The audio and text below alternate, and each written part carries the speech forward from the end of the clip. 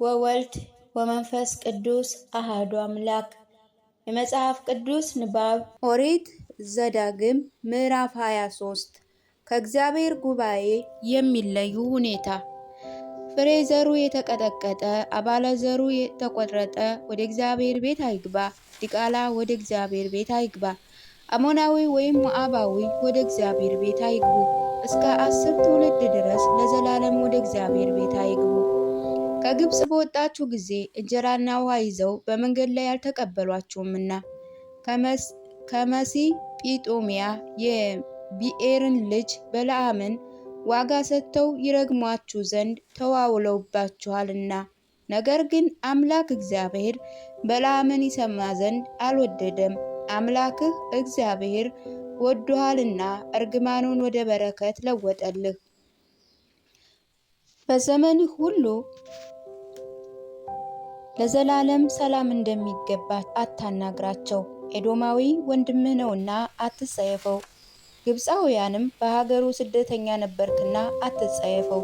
ከእርሱ በሦስተኛ ትውልድ የሚወለዱ ልጆች ወደ እግዚአብሔር ቤት ይግቡ። ሰፈርን በንጽህና መጠበቅ።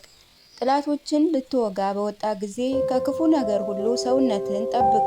በእናንተ ውስጥ ሌሊት በሚሆነው ርኩሰት የረከሰ ሰው ቢሆን ከሰፈሩ ውጭ ይውጣ፣ ወደ ሰፈር አይግባ። በመሸ ጊዜ ሰውነቱን በውሃ ይታጠብ። ፀሐይም በገባ ጊዜ ወደ ሰፈር ይመለስ።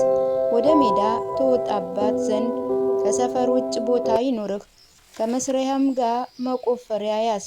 ሜዳም በተቀመጥክ ጊዜ ትምስበታለህ። ዙረህም ከአንተ የወጣውን በአፈር ትከድነዋለህ። አምላክ እግዚአብሔር ሊያድንህ ጠላቶችንም በእጅህ አሳልፎ ሊሰጥ በሰፈር ውስጥ ይሄዳልና። ስለዚህ ነውረኛ ነገር እንዳያይ ፊቱንም ካንተ እንዳይመልስ ሰፈርህ የተቀደሰ ይሁን። ልዩ ልዩ ሕግጋት። ከጌታዊ ኮብልሎ ወደ አንተ የተጠጋውን ባሪያ ለጌታ አሳልፈህ አትስጥ። ከአንተ ጋር ይኑር። በመካከል የሚጎዳትን በአንዲቱ ስፍራ ይቀመጥ፣ አንተም አታስጨንቀው። ከእስራኤል ሴቶች ልጆች ሴት አመንዝራ አትገኝ። ከእስራኤል ወንድ ልጆች ወንድ አመንዝራ ይገኝ። ስለተሳልከው ስለት ሁሉ የአመንዝራይቱን ዋጋና የውሻውን ዋጋ ወደ አምላክ ወደ እግዚአብሔር ቤት አታቅርብ፣ ሁለቱም በአምላክ በእግዚአብሔር ዘንድ የሚያጸይፉ ናቸውና። ለወንድምህ በወለድ አታበድር። የብር ወይም የእህል ወይም የማናቸውም ነገር ሁሉ ወለድ አትውሰድ። ለእንግዳም በወለድ አታበድር። ነገር ግን አምላክ እግዚአብሔር ልትወርሳት በምትገባባት ምድር በሰራ ሁሉ ይባርክ ዘንድ ለወንድምህ በወለድ አታበድር። ለአምላክህ ለእግዚአብሔርም ስዕለት በተሳልክ ጊዜ አምላክ እግዚአብሔር ካንተ ፈጽሞ ይሸዋልና ኃጢአት ይሆንብሃልና መክፈሉን አትዘገይ። ባትሳል ግን ኃጢአት የለብህም። በአፌ የተናገርከውን ለአምላክ ለእግዚአብሔር በፍቃድ ትሰጣለህ። ከከንፈር የወጣውን ታደርግ ዘንድ ጠብቅ። ወደ ባልንጀራህ እርሻ በገባ ጊዜ እሸቱን በእጅህ ቀጥፈህ ብላ። ወዳልታጨደው ወደ ባልንጀራህም እህል ግን ማጨድ አታግባ። ወደ ባልንጀራህ የወይን ቦታ በገባ ጊዜ እስክትጠግብ ድረስ ከወይኑ ብላ።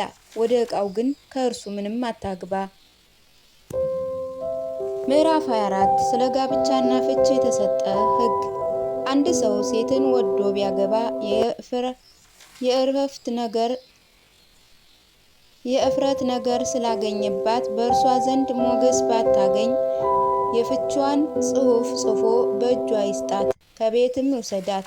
ከቤቱ ከወጣች በኋላ ሌላ ወንድ ብታገባ ሁለተኛ ባል ቢመጣላት የፍቿንም ጽሕፈት ጽፎ በእጇ ቢሰጣት ከቤቱም ቢሰዳት ወይም ሚስት አድርጎ ያገባት ሁለተኛው ባሏ ቢሞት የሰደዳት የቀደመ ባሏ ከረከሰች በኋላ ደግሞ ያገባት ዘንድ አይገባውም። ያ በእግዚአብሔር የተጠላ ነውርና አምላክም እግዚአብሔር ርኩስ አድርጎ የሰጠ ምድር ርስት አድርጎ በሰጠ ምድር አታርክስ። ልዩ ልዩ ሕግጋት። አዲስ ሚስት ያገባ ሰው ወደ ጦርነት አይሄድ፣ ምንም ነገር አይጫንበት። ነገር ግን 1 ዓመት በቤቱ በፈቃዱ ይቀመጥ። የወሰዳት ሚስቱን ደስ ያሰኛት፣ የሰውን ነፍስ እንደ መውደድ ነውና። ወፍጮ ወይም እጅ ስለመያዣ ማንም አይውሰድ። ማንም ሰው ከእስራኤል ልጆች ከወንድሞቹ ሰውን አፍኖ ሲሰርቅና ሲሸጥ ቢገኝ ያንን የሰረቀው ሰው ይግደሉት። እንዲሁም ክፉውን ነገር ከመካከላችሁ አርቁ። ስለ ምጽው ለምጻም ደዌ ሌዋውያን ካህናት ያስተምሩ ሁሉ ፈጽመህ እንድትጠብቅ እንድታደርገውም ተጠንቀቅ። እኔ ያዘዝኳቸውን እንዲሁም ታደርግ ዘንድ ጠብቅ። አምላክ እግዚአብሔር ከግብፅ ባወጣችሁ ጊዜ በወንድም በመንገድ ሳላችሁ በማርያም ላይ ያደረገውን አስቡ። ለባልንጀራ ባደረግከው ጊዜ መያዣውን ልትወስድ ወደ ቤቱ አትግባ። አንተ ግን በውጭ ቁም።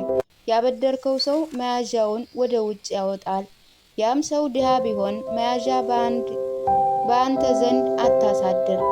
ለብሶት እንዲተኛ እንዲባርክህ ፀሐይ ሳይገባ መያዣውን ፈጽመ መልስለት። በአምላክ በእግዚአብሔርን ፊት ምጽዋት ይሆንልሃል። ከወንድሞቹ ወይም ከሀገር ውስጥ ካሉት መጻተኞች ድሃ ችግረኛ የሆነውን ምንደኛ ደመወዙን አትከልክለው። ድሃ ነውና ተስፋው እርሱ ነውና ወደ እግዚአብሔር እንዳይጮህብህ ኃጢአትም እንዳይሆንብህ። ደመወዙንም ፀሐይ ሳይገባ አባቶች ስለ ልጆቻቸው አይገደሉ፣ ልጆችም ስለ አባቶቻቸው አይገደሉ። ነገር ግን ሁሉ እያንዳንዱ በኃጢአቱ ይገደል። የመጻተኛና የድሃ አደጉን የመበለቲቱን ፍርድ አታጣም። የመበለቲቱንም ልብስ ለመያዣ አትውሰድባት። አንተም በግብፅ ባሪያ እንደነበርክ አምላክ እግዚአብሔር ከዚያ እንዳዳነህ አስብ። ስለዚህ ይህንን ነገር ታደርግ ዘንድ አዝዣለሁ። የእርሻህን መኸር ባጨርክ ጊዜ ነዶው ረስተህ በእርሻህ ብታስቀር ተወስደው ዘንድ አትመለስ። አምላክ እግዚአብሔር በእጅ ሥራ ሁሉ እንዲባርክህ ለመጻተኛና ለድሃ አደግ ለመበለት ተወው። የወይራህንም ፍሬ በለቀምክ ጊዜ ከቅርጫቶቹ ላይ አጥርተህ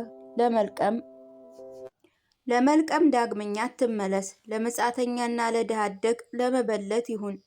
የወይንህ ፍሬ በቆረጥክ ጊዜ ቃርሚያውን አትልቀም። ለመጻተኛና ለድሃ አደግ ለመበለት ይሁን። አንተ በግብፅ ሀገር መጻተኛ እንደነበርክ አስብ። ለዚህ ይህንን ነገር ታደርግ ዘንድ አዝዣለሁ።